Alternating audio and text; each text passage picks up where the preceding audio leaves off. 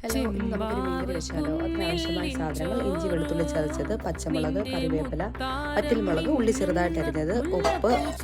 1/2 kilo മീൻ കഴുകി വെച്ചിരിക്കുന്നതാണ്. ഇത് 2 പൊടി വെള്ളത്തിലിട്ട് വേവിച്ച് വെച്ചിരിക്കുന്നതാണ്.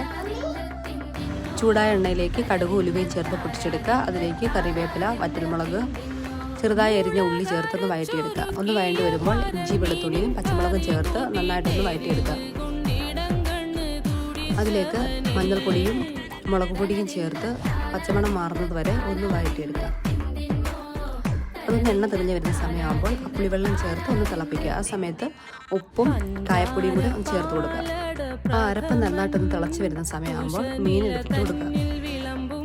മീൻ ഇട്ടതിന് ശേഷം കുറച്ച് നേരം അടച്ചു വെച്ചൊന്ന് വേവിക്കുക. നല്ല രുചികരമായ മീൻകറി നിങ്ങൾക്ക് റെഡിയായി കിട്ടും. നിങ്ങൾക്ക് എൻ്റെ വീഡിയോ ഇഷ്ടപ്പെടുന്നുണ്ടെങ്കിൽ ലൈക്ക് ചെയ്യുക, കമൻറ്റ് ചെയ്യുക, ഷെയർ ചെയ്യുക, സബ്സ്ക്രൈബ് ചെയ്യുക. Thank you for watching.